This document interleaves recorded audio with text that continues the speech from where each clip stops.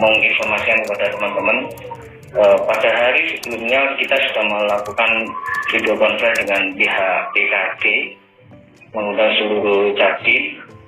Saat itu narasumbernya juga dari PKN sampai 2 Surabaya.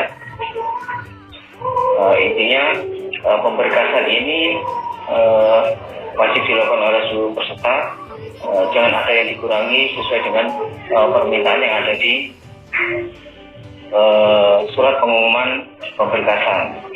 Saya sampaikan kepada teman-teman, khusus untuk persyaratan-persyaratan yang harus dipenuhi, pesan kami adalah tidak apa-apa kita ketati untuk diri kita sendiri. Meskipun di grup yang sudah disediakan oleh BKD itu secara bertahap keketatan harus di sini harus mulai dikurangi, tapi paling tidak kita berpedoman pada surat edaran. Jika memang permintaannya ada, kita ketati diri kita sendiri. Meskipun nanti secara bertahap mungkin 3 hari lagi atau 4 hari lagi tiba-tiba di grup ada informasi yang sudah mulai diturunkan levelnya, yang kemarin harusnya RSUD dengan RS Bayangkara, RSAL juga diperbolehkan, karena memang banyak info sekali di grup, khususnya grup yang dibentuk oleh perwakilan Jakti dan BKD itu beberapa kabupaten itu sudah overload.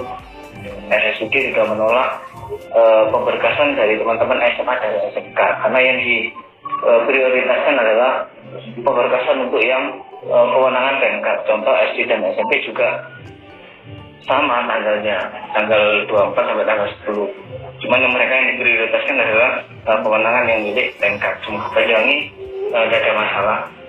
Utamakan dulu pemenuhan berkas yang memang sangat berat. Bagi saya yang sangat berat itu adalah cek kesehatan jasmani rohani, kemudian level yang kedua adalah SKCK. Itu dulu yang dikejar. Untuk DRH kan masih bisa sambil jalan.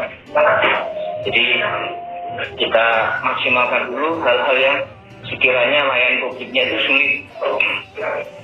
Kemudian untuk data kependudukan jenengan, ada perbedaan KTP, KK dan lainnya itu tidak masalah, karena kependudukan itu sifatnya sekunder, ada data tambahan. Data yang paling utama adalah identitas yang ada di ijazah S1. Ya, jadi tekanan paling utama nanti oleh tim korektor, kita tidak tahu nanti yang tim korektornya siapa. Sebisa mungkin kita ketati diri kita sendiri. Meskipun di grup sudah mulai diturunkan, levelnya diturunkan karena banyak kondisi yang berbeda di masing-masing kabupaten, kita tetap berpedoman pada ini, karena nanti siapa korektor dari berkas kita kan tidak ada yang tahu. Jadi full untuk pemberkasan ini adalah full online, jadi semuanya dilakukan secara paperless, tidak ada pemberkasan yang melihat bukti fisik. Dan ini memang sudah dilakukan di angkatan CPNS yang 2019 kemarin dan 2020 itu semua pemberkasan tidak ada yang dicek fisiknya, tidak ada dilihat ijazahnya bagaimana asli apa tidak, semuanya dilakukan secara paperless. Dan ini sebenarnya juga dari tahap awal dengan di filter dari Dapodik itu kan sudah melakukan sosial ijazah. Sosial ijazah itu berarti kan Dapodik sudah terkoneksi dengan dikti, keabsahan dari dokumen yang sudah jenengan miliki itu paling tidak filter dari yang pertama sudah dipenuhi. Jadi intinya dari semua poin yang diminta oleh BKD, jangan ada yang ditawar. Saya bilangnya ditawar, artinya ikuti semuanya. Kalau memang saja yang diminta adalah 4, adanya 3, kekurangannya harus kita cari di layanan kesehatan yang lain. Beberapa kabupaten banyak sekali sudah RSUD yang menolak untuk pemberkasan, karena kemampuan mereka dalam sehari itu cuma 40 antrian. Jadi pengecekan untuk keterangan sehat jasmani, kemampuan rumah sakit itu hanya 40 per orang. Banyak pertanyaan yang ada di grup itu kebanyakan adalah data kependudukan. Sekali lagi kami ingatkan, data kependudukan itu untuk sementara ini untuk pemberkasan masih belum menjadi data utama yang dicek. Alamat jenengan pada saat pendaftaran itu ada di Sono, begitu sekarang sudah menikah, ikut mertua, beda lagi kebanyakan, tidak ada masalah. Ya, ada perbedaan antara pendaftaran dengan sekarang. Statusnya dulu masih bujang, KTP-nya kalau sekarang belum dipindah, tidak ada masalah. Lanjut aja pemberkasan. Karena apa? Secara berkala yang namanya ASN itu kan ada database sendiri untuk melakukan update berkala. Kalau untuk PNS itu menggunakan nanti e-master dan MySAPK. Ya. Kemudian seluruh aktivitas upload itu semua dilakukan menggunakan akun SSD ASN. Doku digital itu bukan untuk peserta, tapi digunakan untuk tim korektor atau dari DKT yang nanti juga timnya juga banyak, salah satunya juga mengambil dari beberapa tim. Tugas mereka nanti ngambil yang sudah diupload oleh peserta menggunakan doku digital. Jadi doku digital itu bukan untuk peserta, tapi surat itu memang ditujukan untuk tim yang mengoreksi. Jadi khusus untuk pemberkasan ini, sekali lagi saya ingatkan, silakan diketati untuk dirinya sendiri. Diketati artinya kita ikuti aturan yang ada di pemberkasan. Meskipun di informasi dari BKD mereka sudah mulai memberikan kelunaan bagi para peserta, tapi itu kan dari pihak pejabat yang mengutarakan informasi. Tapi pada saat nanti actionnya itu tim korektornya sudah berbeda lagi dengan para pejabat. Berarti artinya tim korektor itu tetap akan berpedoman pada surat pemberitahuan pemberkasan yang dikeluarkan oleh BKD. Meskipun beberapa mungkin ada catatan sebelum para tim korektor itu sudah bekerja, biasanya ada catatan bahwa rumah sakit ini sudah dibolehkan. Tapi untuk Banyuwangi RSUD cuma ada 2, berarti memang saya sendiri tidak tahu, nanti saya kebetulan mengoreksi Banyuwangi atau mengoreksi kabupaten masih belum ada. Cuma yang jelas kemarin diminta tolong juga menjadi tim korektornya. Jadi beritahu nanti setelah tanggal 10, berarti kita tanggal 10, 12 tutup, tanggal 11-nya nanti akan sudah ada proses rapat koordinasi bagi tim korektor. Sementara itu beberapa penyampaian nanti memang sudah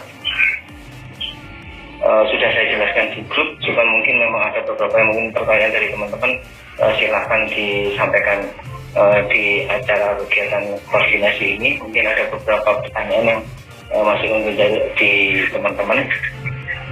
Kemarin memang juga banyak yang tanya tentang ini dan bagaimana tunjangan itu jangan dulu, yang penting penuhi dulu pemberkasan, tidak usah pertanyaan yang aneh tentang ini gajinya berapa, yang penting ini dulu kita usahakan lolos.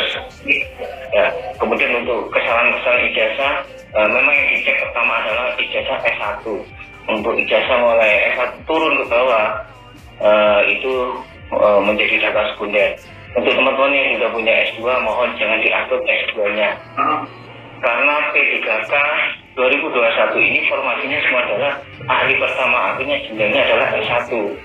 Itu nanti jenengan upload S2-nya, meskipun jenengan sudah S2 atau S3, otomatis sudah jadi DMS. Jadi ikuti petunjuk, dulu ngelamarnya dulu tata busana, berarti S1-nya nanti yang linear dengan tata busana sesuai dengan ijazah yang kemarin diusulkan di akun SSD ASN. Oke, sementara dari saya itu, setelah ini kita membuka jalur tanya jawab. Mungkin yang bisa saya jawab saya yang baca dulu. Mungkin ada pertanyaan di kolom chatting, saya buka dulu. Assalamualaikum warahmatullahi wabarakatuh. Izin bertanya Pak, dari Ibu Eva Lisbuniawati. Jika ada yang mau bertanya langsung, mohon diaktifkan tombol raise-nya. Izin bertanya Pak, untuk sertif apa benar dijadikan satu dengan ijazah? Informasi dari BKD yang dijadikan satu dengan ijazah apabila ada gelar tambahan GR. Untuk guru-guru angkatan PLPG yang tidak ada gelar GR-nya tidak usah dimasukkan di ijazah. Jadi sertif yang PPG yang memberikan jenengan hak mendapatkan gelar tambahan GR itu khusus yang angkatan PPG. Sedangkan yang angkatan PLPG itu berarti tidak perlu dimasukkan di page 2 setelah ijazah. Jadi memang dijadikan satu. Saya jawab, jadi apa benar dijadikan dengan ijazah? Benar. Jika memang di ijazah itu ada redaksi penambahan gelar GR, karena nanti di surat lamarannya menggunakan tambahan gelar GR. Kemudian untuk surat lamaran yang dibuat kemarin sudah saya infokan bahwa cukup sampai poin 7 saja. Poin 8 tidak ada. Oke. Yang sudah membuat kemudian nyetak, mohon direvisi. Khusus untuk formasi guru cuma sampai poin 7 saja yang dipenuhi. Poin 8 itu untuk dokumen pendukung lainnya kita tidak punya karena tidak ada syarat khusus untuk guru. Pertanyaan dari SMA 1 Banyuwangi. Mohon izin bertanya Pak. 1. Foto apa boleh pakai dasi? 2. Apabila misal ada berkas data yang kurang sampai pada batas tanggal 10 bagaimana? Oke, pertanyaan untuk 1, kemarin sudah dijelaskan beberapa kali oleh Mas Ratma. Saya juga meneruskan ulang yang dituliskan oleh Mas Ratma PKD bahwa permintaannya adalah seragam putih, kemudian backgroundnya merah. Artinya jika di situ perintahnya adalah tidak ada dasi khusus yang ada tulisannya detail, artinya kan ada beberapa informasinya detail. Yang maksud detail itu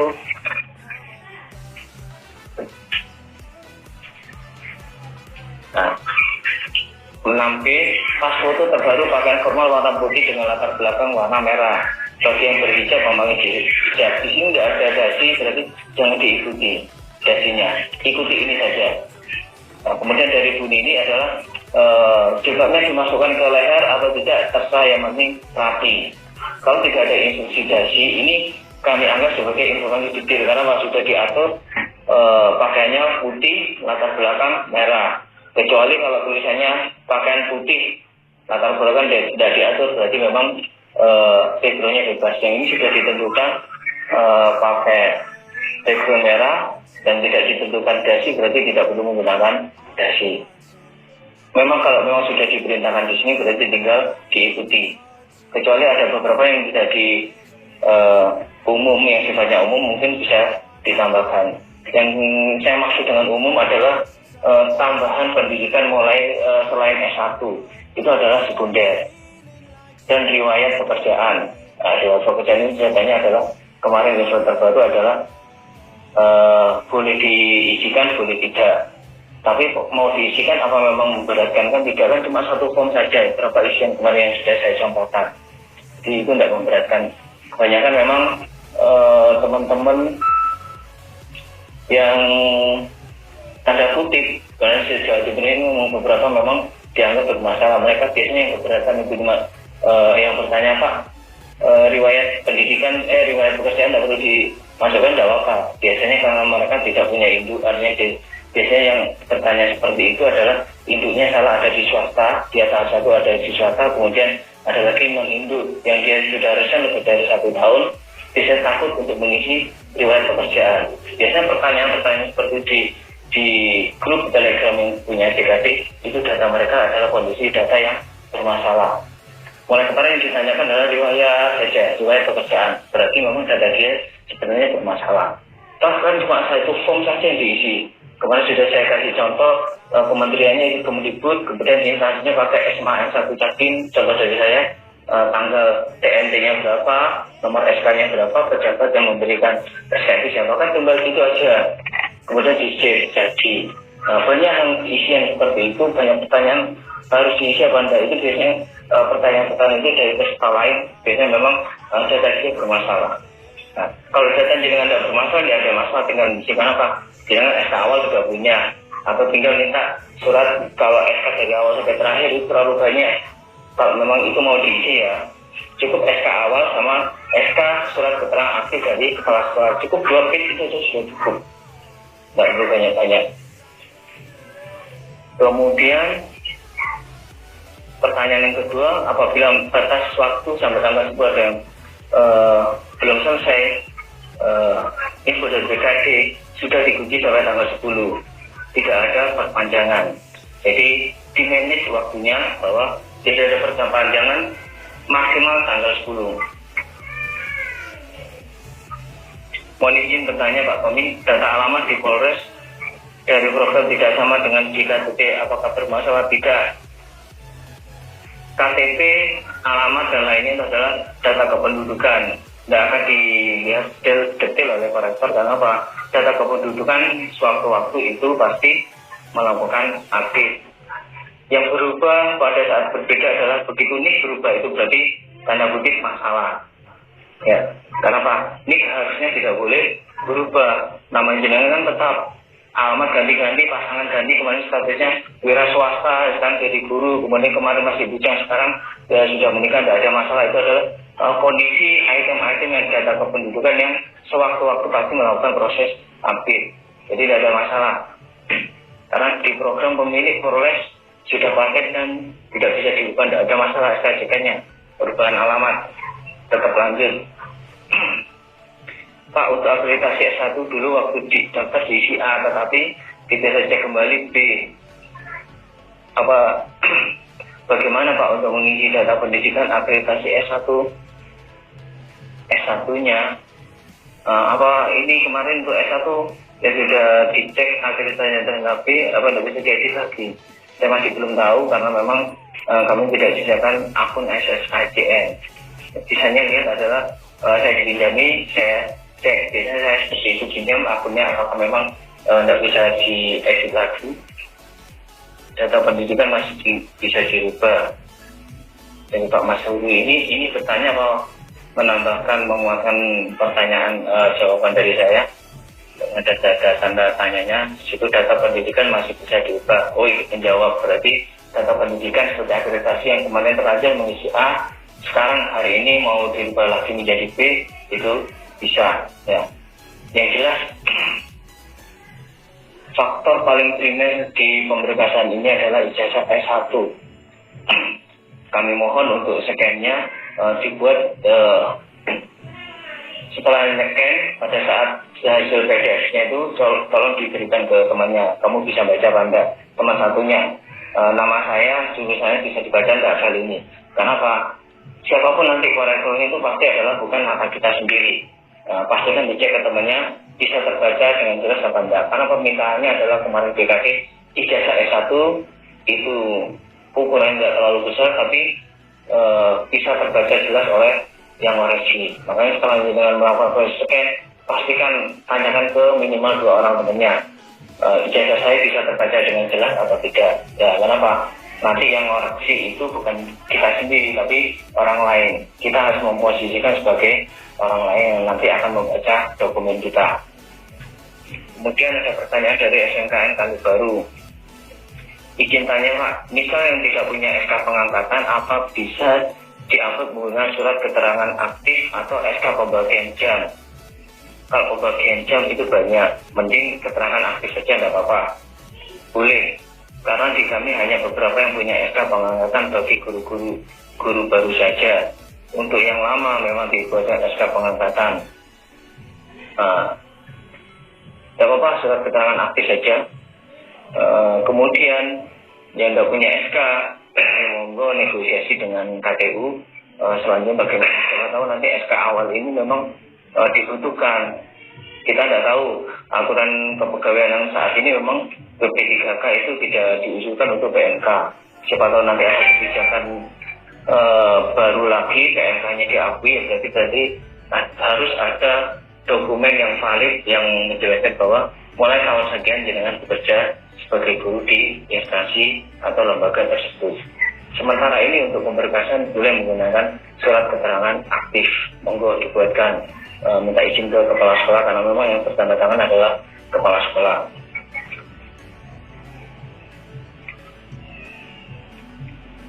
Sampun, mungkin ada yang mau bertanya langsung.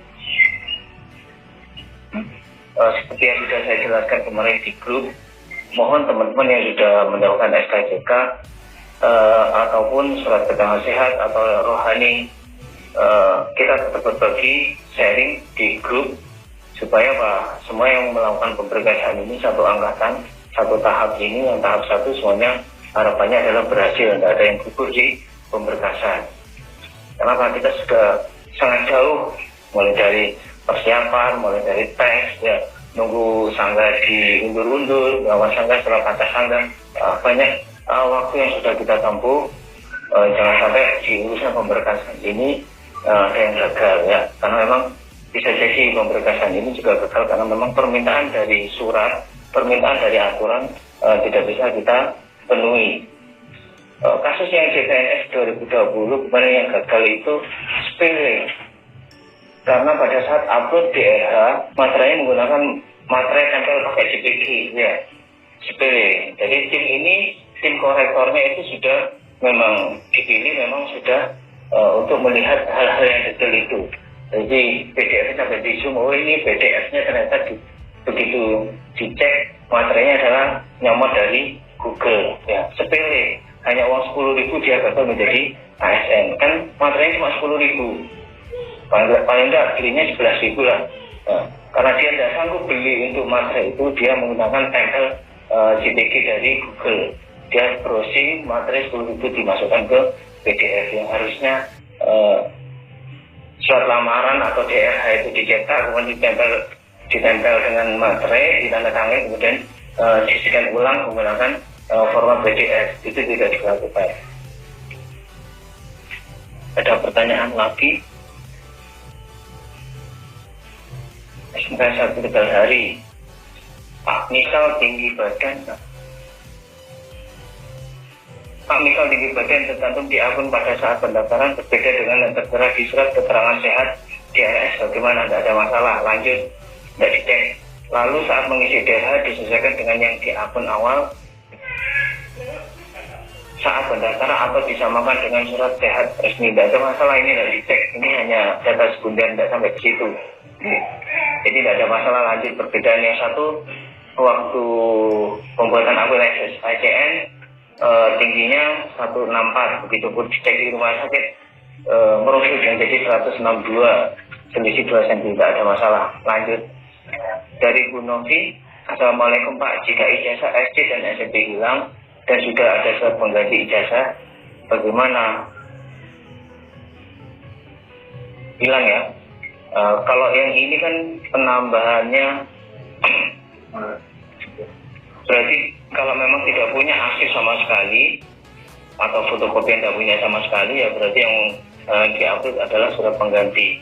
Kalau ada fotokopi yang masih terarsip di rumah, berarti halaman 1 adalah surat keterangan, di page 2 itu adalah minimal fotokopi yang mungkin masih terselamatkan. Berarti ada 2 gambar ini untuk file ijazah SD atau SMP yang hilang. Mohon izin bertanya, untuk file PDF yang diupload batasan maksimal ukuran berapa? Saya tidak tahu, karena yang bisa upload akun jenengan ya. Di situ pada saat upload ada pemberitahuan notifikasi ukurannya benda. Ada pertanyaan lagi, jika SK awalnya BPT, padahal sekarang formasinya guru, apa yang harus diupload? Apakah SK dari awal yang statusnya PTT? Paling aman adalah surat keterangan aktif, itu aja sudah. Tidak usah SK awalan, surat keterangan aktif yang menjelaskan bahwa jangan bekerja di sekolah itu mulai tahun sekian sampai saat ini ya. Cuma 1 lembar, tidak berat, sudah itu aja. Untuk Banyuwangi semuanya disamakan aja. Untuk riwayat pekerjaan gunakan surat keterangan aktif gitu ya. Yang tanda tangan kepala sekolah yang menjelaskan jenengan sudah bekerja di sekolah tersebut mulai tahun sekian sampai saat ini. Cuma 1 lembar, artinya tidak mau membebani proses second BCS-nya nanti.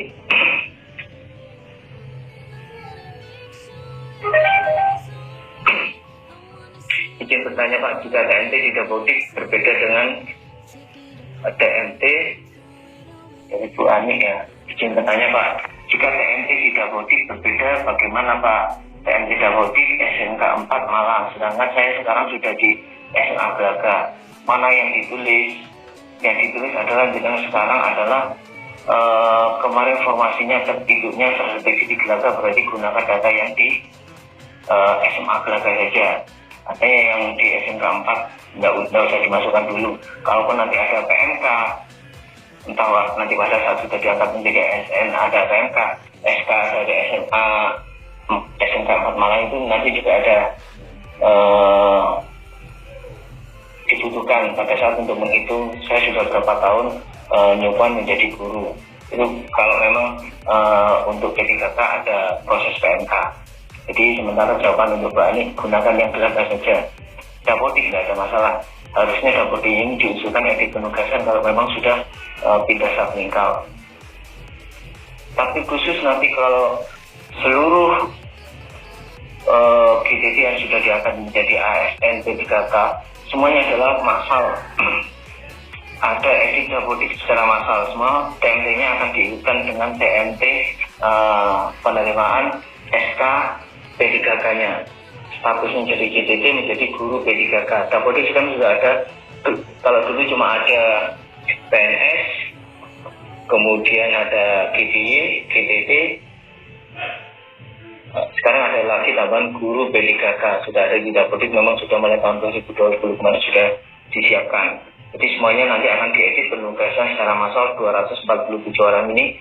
TMT-nya juga akan direset ikut SK P3K. Dari Bu Mega, Assalamualaikum warahmatullahi wabarakatuh. Saya Mega mau bertanya, peserta yang memiliki sedik apa sesi juga diupload di RH bagian dokumen atau pendidikan, mohon penjelasannya. Tadi sudah saya jelaskan, apabila sediknya itu menyantumkan redaksi untuk gelar GR atau PPG, jalur PPG, maka ini bisa diupload juga setelah ijazah. Setelah ijazah. Tapi sediknya itu masih zaman PLTG, ya sudah, tidak usah ditambahi, biarkan ijazah saja. Dari Bu Yunita, Assalamualaikum, izin bertanya, nama saya KTP Yunita Agustin Mandasari. Oh, yang satu ada ijazahnya, yang satu ada spasinya. Apakah bermasalah? Pasti bermasalah. Kalau tidak ada surat keterangan yang menjelaskan nama yang benar adalah ini. Karena memang ada perbedaan. Mandasari gabung sama Manda Spasi Sari. Ini bisa jadi masalah kalau memang tidak ada surat keterangan yang menjelaskan pembenarannya, pembetulannya. Makanya benar, saya tidak tahu yang benar di KTP atau di ijazahnya. Harus dijelaskan ini yang benar. Kalau yang benar di KTP-nya berarti nanti surat keterangan validasinya mungkin dari Dukcapil. Tapi kalau yang salah adalah ijazah, berarti harus minta surat keterangan dari kampus yang mengeluarkan ijazah ini bahwa nama yang benar adalah yang tanpa spasi. Misalnya seperti itu. Misalnya yang benar yang di ijazah. Yang benar di KTP, jadi butuh surat keterangan. Tapi yang benar itu di ijazah berarti KTP-nya perlu lakukan validasi ulang. Kalau KTP tidak bisa dicetak ulang perbaikan yang secara cepat, minta surat keterangan dari Dukcapil bahwa nama yang benar adalah pakai spasi. Pak izin bertanya, saat pembuatan akun mencantumkan gelar pada ganda SE, SPD, dan waktu upload ijazah hanya SE saja. Apakah sekarang melampirkan juga ijazah SPD sama seperti pertanyaan gelar SD? OSD dan SPD kan yang satu murni, yang satu pendidikan. Nah, dengan ini Pak Haji ini formasinya yang digunakan SPD atau SE pertanyaannya.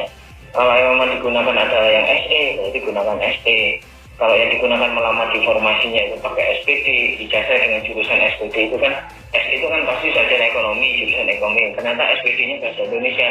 Nah, dengan formasinya apa? Kalau memang bahasa Indonesia berarti tidak menggunakan yang SE-nya. Oke. Ini ada yang ngerasin apa enggak ini? Tidak ada. Monggo, ingin lebih jelas bisa langsung ngerasin ini Pak Haji Swanta, saya buka.